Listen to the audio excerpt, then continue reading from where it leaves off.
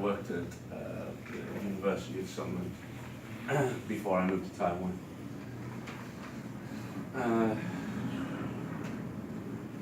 So University of Sunderland, or for short UOS, University of Sunderland currently has 20,000 students enrolled on courses. So obviously that's the universities, that's the main way of making money is obviously through students. They are based in campuses in the northeast coast, where I'm from, and they also actually have a campus in London, a small campus in London, and one in Hong Kong too. The one in Hong Kong, I believe, is primarily for recruiting students to go to actual Sunderland University. Sunderland University actually makes quite a lot of their money off international students. I think it's around about when I worked there, I couldn't find anything online, but when I worked there, it was 40% of the students were international students.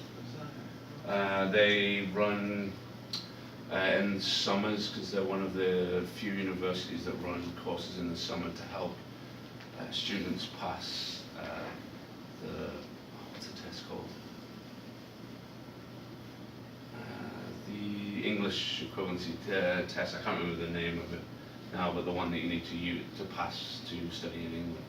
So they help you pass that, which are one of the few universities that actually run that course. So that's why they have a lot of international students.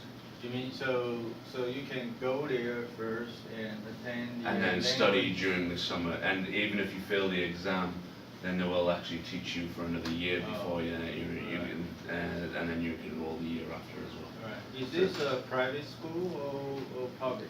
Public. Public school. Okay. Actually, I think all universities are private, to be honest, but they have government funding. But it's private but have government funding. I think all universities in the UK are private but have public funding. Oh, okay. So the history, so I'll just briefly go over the history of it, because the thing is with the University of Sunderland, it is quite an old university, but then they pretended that they started again, and so they actually have a lot of history. Right, so I'll just briefly go over the timeline once I find it.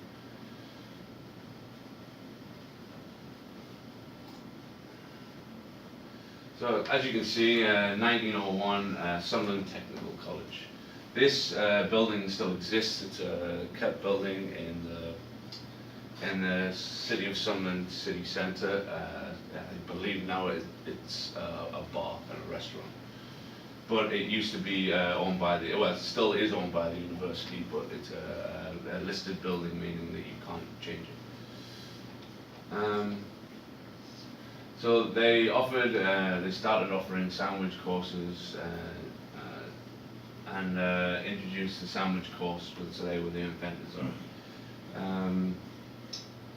So you can say, like, going through, they were one of the first universities to start offering for women-only teaching programs. And one of their major things that they still do now, which they started in 1930, is they do pharmacy courses. This is their main reason. So lots of international students actually come to do the pharmacy courses there. And so up to World War II. During World War II, Sunderland ran special courses by the Armed Forces and Ministry of Labour. By 1946, the college had 59 full-time staff, 175 part-time staff. Now, currently, there's thousands of staff because it's quite a big university. So they started lots of different things, and due to the armed forces and the Second World War, they started the pharmacy, but that didn't become big until recently. What did become big first was engineering. Sunderland University was very big for mechanical engineering, and that's what first started getting students from all over the world to go to this university. Then they started opening other courses and then expanded on the pharmacy. Engineering kind of died off. It's still there, but not as big. But it's focused on engineering, it's pharmacy now.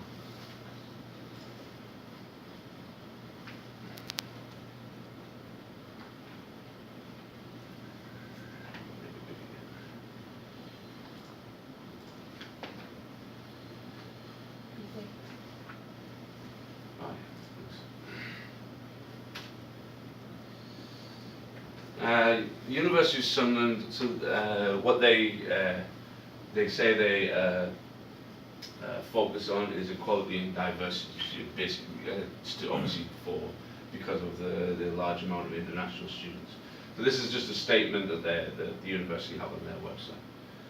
We are committed to providing an environment free from discrimination, bullying, harassment and victimization, where all members of our community are treated with respect and dignity.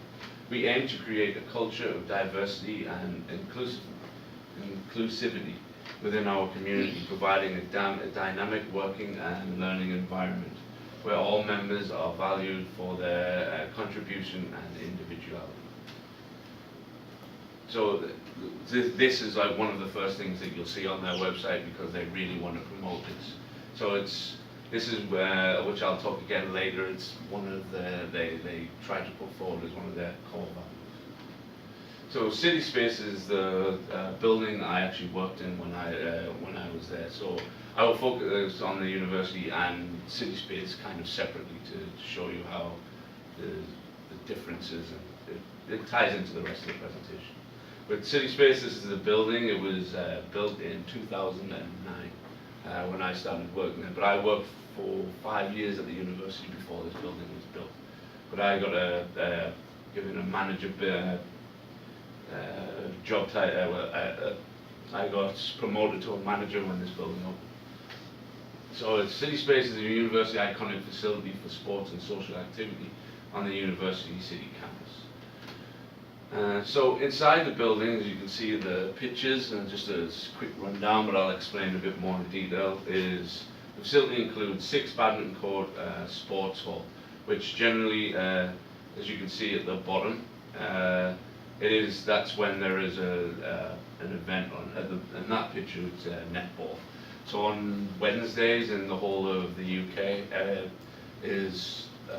most people don't study, and maybe in the morning, and it's completely devoted to sporting activity. So this picture will have been taken on a Wednesday, because the seating is out, and it's used the full court. Usually excluded 2 halves to accommodate more sporting activities. And it's a 70 station fitness suite, which is the top right picture. That is a gym that is used for the students, have access, staff, and actually alumni of the university can use it as well. Students have a lot cheaper, get a lot cheaper membership than anyone else. Strength and conditioning room. So there's actually 2. One is the bottom one is social, catering, leisure, and exhibition spaces. So we actually use it both as a strength and conditioning and as a space for exhibitions and conferences and things like that. The sports massage clinic and injuries clinic, but because the university is now trying to heavily promote sport, they actually have a sports massage therapist who goes to the Olympics every 4 years and helps Team GB. So she's quite famous physiotherapist. The multi-purpose studios, they're just rooms again for helping with fitness classes, helping for athletes of the university to train. Indoor climbing wall, if you can see in the back of the picture here, this is the climbing wall behind the big screen TV. So, indoor climbing wall, we have retail, so we sell sports clothing with all university clothing branding. And also it's a social, catering, leisure, and exhibition spaces. So at the bottom of what you can see, this is a restaurant for students to go. So this building is for everything students do outside of classes, apart from drinking. There was strictly no drinking policy. Right, so this is the staffing structure at, I could go over the whole staffing structure of the whole university, it would take a long time. So I just decided just to do the place where I worked. So the first, so the highest on the chain is the Director of Facilities and Sport. He basically looked over anything to do with sport or anything to do with any of the buildings. He was in charge of that. And then coming off him were, there was more than one catering manager, with the catering manager for the building, and then facilities manager. And then we had the city space managers, which is, I was one of those. So basically, he and the facilities manager did our building and a couple other buildings, and then our three managers me and two other managers reported to him. So then we ran the day-to-day, and then any kind of sales. I'll go over that in detail later. So for taking charge, we looked after the gym supervisors, recreation staff, receptionists, and cleaning staff. Cleaning staff is in a different line because this was a big issue. Again, I will go in a little bit later. Is because they had another manager somewhere else, which they supposed to report to, and they're supposed to report to us, which caused conflicts. So again, but the gym supervisors also were in charge of the recreation staff as well, because they were just the people that did everything.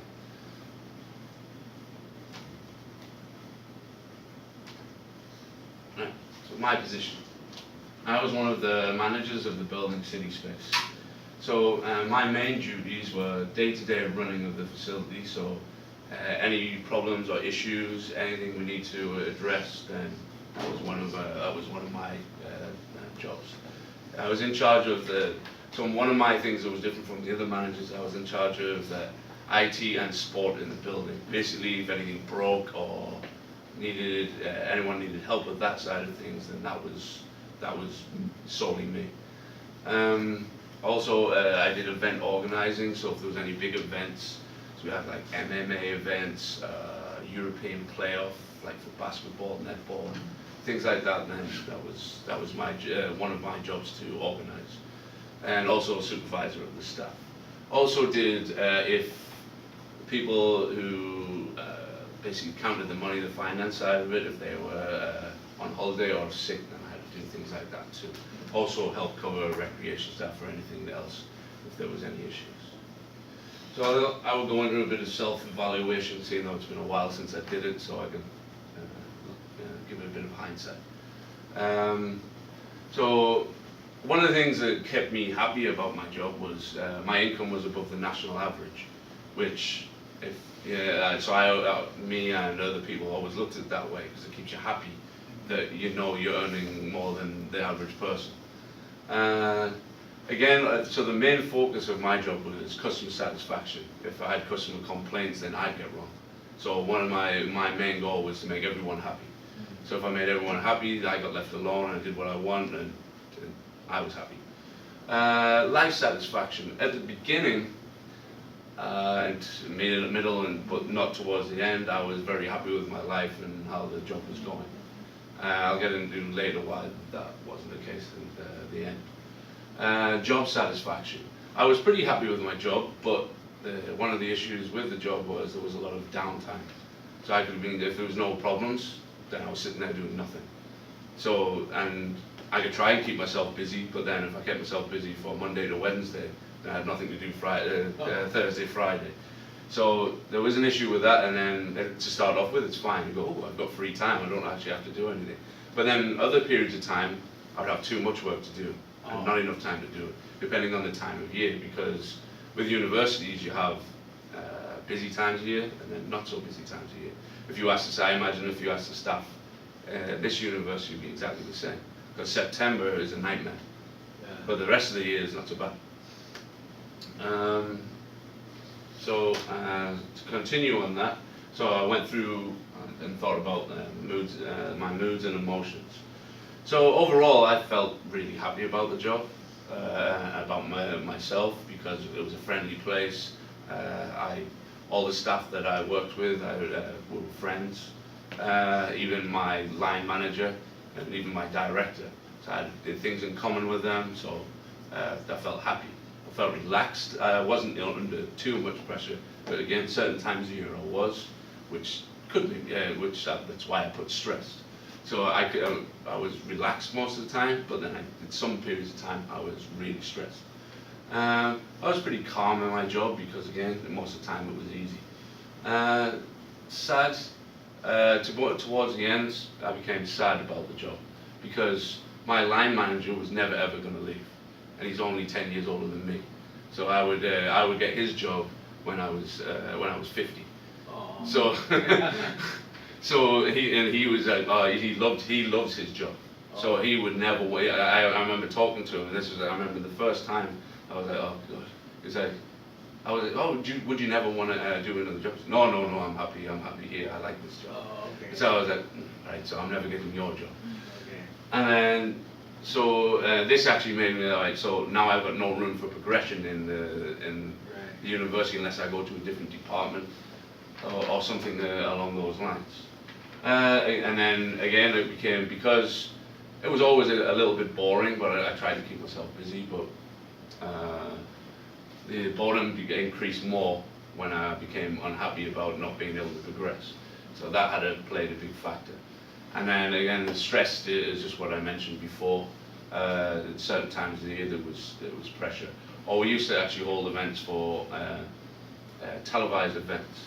So for elections, we used to have the local MPs come in and give speeches and things, and they were filmed by the BBC or ITV, which are the big TV broadcasting companies in the UK. So them kind of things made me ultra stressed, because if I messed up, then it's my fault, and then everyone's going to look at me. So the event is not necessarily just limited to the sports event. No, and not just sport. It could be anything. It could be anything to do with the university or even outside the university. Oh, okay. Because we had big ties with the BBC, Sunderland Football Association, which is a top football soccer team in the UK. So we had really strong ties with them. So we always did events for them, and they did things for us. So it's so there was a lot of those kind of things. There was even snooker events, like all the best snooker players in the world were there once. That was really stressful. I think I lost a couple of nights sleep over that one. So there's lots of things like that, which there might be 2-3 months of nothing, and then one big event, and then that's when you get that's when I found it hard. But it was very it was very exciting as well. I should have put that in as well, because things like that it pushes you to work hard, and I enjoy that kind of thing. Right, so my personality at work. So again, I based it on, because the way I try to be at work is customer satisfaction. So I always try to be conscientious. So thinking about what people would need, people would want, and to do the same with the stuff.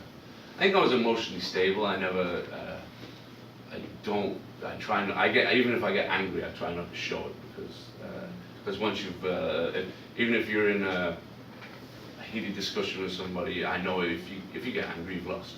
So I always try to keep calm, even if somebody's shouting in my face, which happened a few times. Because if somebody's unhappy, they get emotionally, their emotions are high, and they shout at you.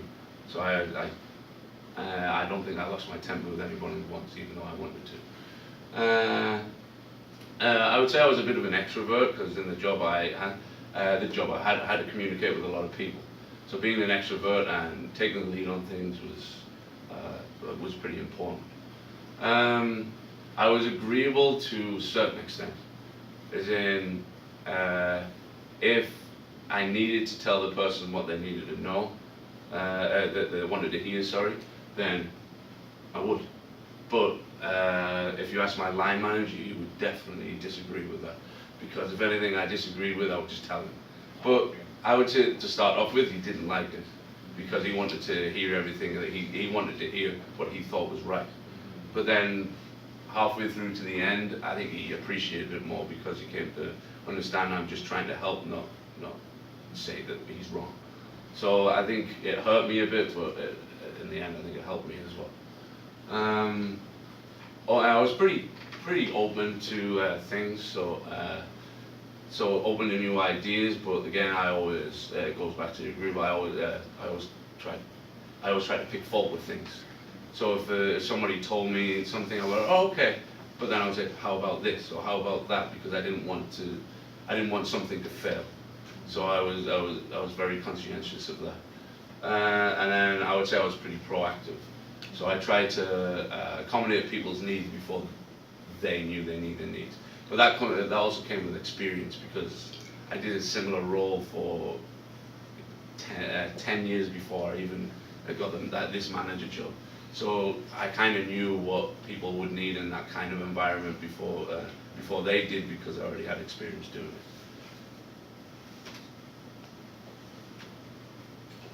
Right, so I wanted to look at the people and the organization of UOS. So I'll start with talking about the organization. So University of Sunderland tries to promote the culture of like stability and being people orientated, because it's a university. So they say they're heavily invested in their students, and they say this is their core values. But one of the issues that they have is why that's why we call values on. But one of the issues I have is subculture. So because when I showed you about the city space organization and facilities, that's one subculture. So which is brought down from the directors, because each department has a director, and each department doesn't really get on. So, for instance, the director of education did not like my director, so it caused issues all the way down the line. So when I tried to communicate with other people from that department, they wanted nothing to do with us because their director hates our director. So you get very petty, like childlike instances within the university. So then I will go into city space. So I would say they have a dominant culture. So just an example of what dominant culture means. We are a very tolerant society, but if you don't behave like us, that's wrong. Okay? So we always get told from above what you have to do. But you can run it the way you want, but you have to do it this way. And then if you try to do anything kind of different, it always came back. And they found out about it, like my director or my line manager, then it would be, oh, no, you should be doing it this way. Regardless of whatever the reason was, that's the way it did. But at the same time, they could be very supporting. So they instilled core values again. Customer service was the main thing. If everyone's happy, then the ship's sailing and it's going the right way. So the core value for my building and for the facilities department was to emphasize that thing. So everyone did. So and then staff at the university. So again at the top.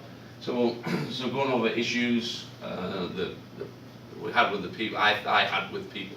Because the directors of the university were usually unseen, even though my director. His office was actually in my building that I worked in. I seen him maybe once a week, and his office. So one of the problems we have is if somebody at the top, I feel that they should be seen more, not less, because if they are seen working hard, then you're going to work harder.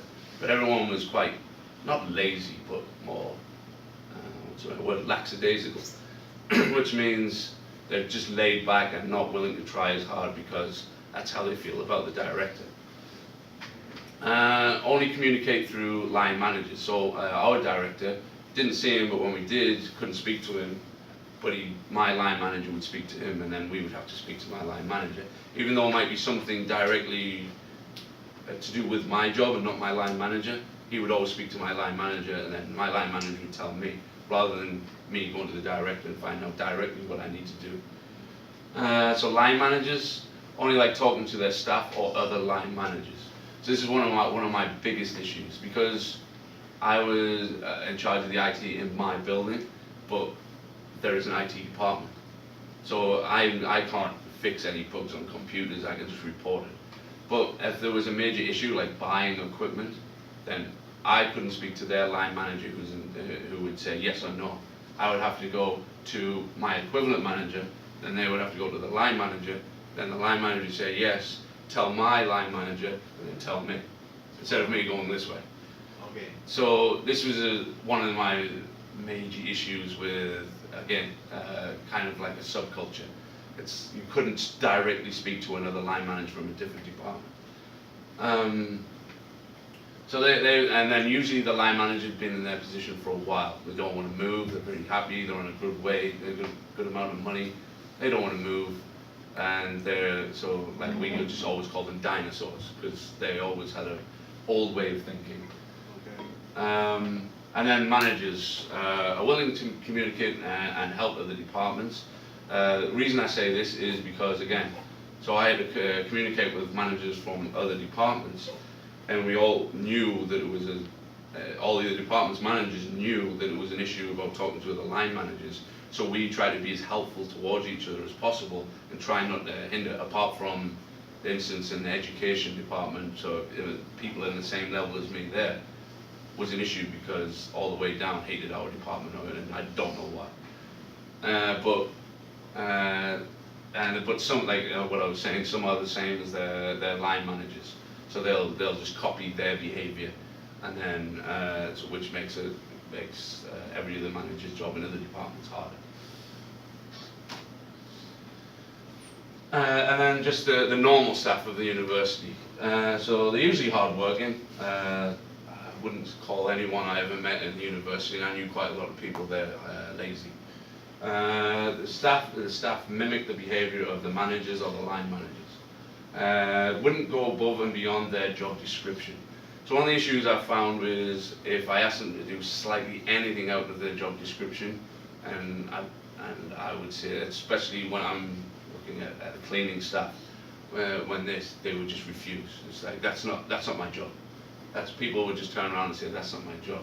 You can't, because in my opinion, you can't just have a list of things in your job description and that's your job. But some people believe that it's black. Some people just look at things as black or white. So it's either that is my job or it isn't my job. There is no grey area for them. So I think this was a major problem. But again, I think that came from the directors. So again, being asked to do something from a manager not in their department is an issue. So for cleaning staff, even though I was told that like the people in my building were that I'm managing them, but they have another manager as well. So it's a big issue. So I would say, oh, can you do this? No, my manager said I can't do that. Well, I'm like, well, I've just asked you to do it. Oh no, I'm not doing that. So then I would have to go and talk to their manager and ask them to do it. So again, another why it's an issue. So going through changes I would make. So make directors more visual, holding meetings with staff in his or her department. So they're more visual, and then you can speak to them. It's going to make you feel a lot more happy about doing it. And having making line managers and directors have an open door policy, meaning that you can go and see them and discuss things directly with them. Because I know people, especially in the UK, I don't know about Asia, but I imagine it's even stronger in Asia, is a manager, a line manager, and a director.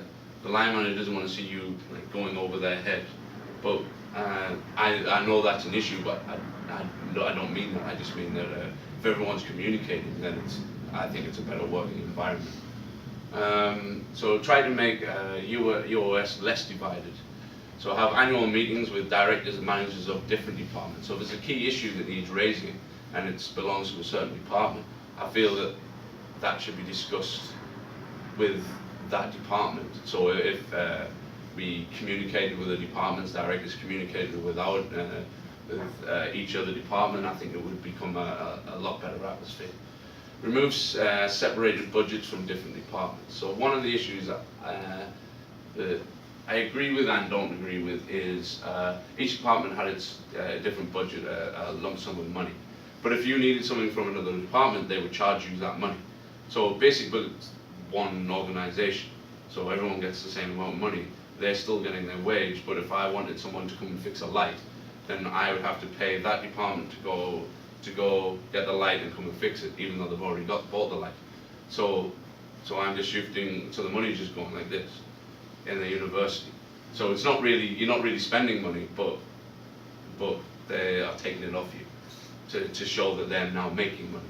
So, but this caused a separate attitude because they were like, oh, well, you need to have a purchase order and you need to do this, which caused a lot of paperwork, which caused a lot of frustration. And also have team building exercise and get-togethers. So team building exercises just do things within your department and outside of your department to help staff communicate. So one of the major issues is nobody knew who anybody else was in the university because it's so big. So if you needed something from a different department, you didn't know who that person was to go and ask. So then you had to try and find out who that person was, and then you're talking to someone you don't know. Where if you know it was always easier if you knew who the person was because you could just ring them, message them, send them an email. So I think getting to know people is a major issue of having a positive change. Change the pay structures to allow performance-based raises. So if the longer you stayed, the more you got paid, not the better you worked. So I think this is was one of the major issues because people were lazy and didn't want it. So the longer you get rewarded for staying there in the same position for longer. So my line manager doesn't want to move because he's getting paid. He'll get next year, gets paid more money. So he's never going to go look for a job somewhere else. And then same with my job or same with the director's job. Because every year he gets paid more money. Why would he ever leave? Or why would he ever change what he's doing? Because he's just always going to get paid more money.